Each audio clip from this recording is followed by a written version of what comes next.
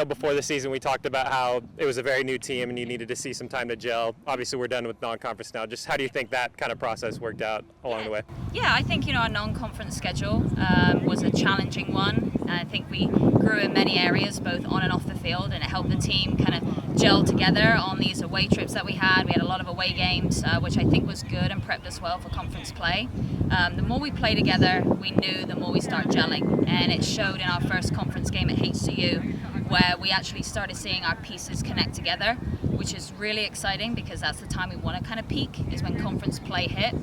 So I feel we're in a good trajectory of where we want to be, and we're proud of the group. They show up every day, they give 100%, they're buying into what we're doing, so it's exciting to see, and hopefully we can keep going piece by piece moving forward. Yeah, and you mentioned that game against HCU was the first conference game for a lot of the newcomers and the transfers in here. Just what did you think of that game? It was kind of an even fought one throughout by the looks of it. Yeah, going on the road for your first conference game against a good opponent in HCU, who have grown a lot from last year, was a great challenge for us. And as a new group, a lot of new faces, a lot of young faces, it's a great way for them to experience what conference play is like, and it's not easy. You have to show up every single day and put in a performance in order to get results, and I think that tie was a fair result. I think we showed really good moments. There were things that we definitely need to grow and get better in, but that's every team. So we're excited where we're at, and I think that was a great start for us to get a huge point on the road. Getting any points on the road is huge. So we're really excited about that, and something that we really needed for a confidence booster moving into Nicholls.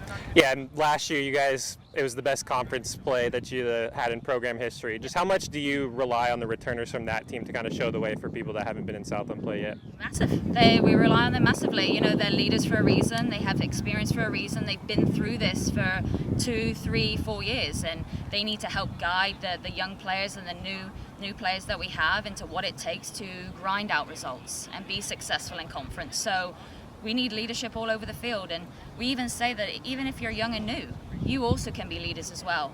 We need everybody to buy into what we're doing, which they are, which is what is exciting. And it just shows on the field with how we just see how we're growing, how we see how the young players are starting to grow and mold into what we're trying to do. So we're in a really, really good place, and leadership is huge for this team, but everyone needs to be a leader. Yeah, and you mentioned Nicholls is next up on Thursday back here. Just what are you looking to see from that one in order to take the first 3 points home of conference play here? Yeah, I think we need to then take it to the next level now. We had a really, really great point on the road against HCU, and now against Nicholls. They're a different opponent, different style of play, and we have a game plan put together in order to be successful, we think.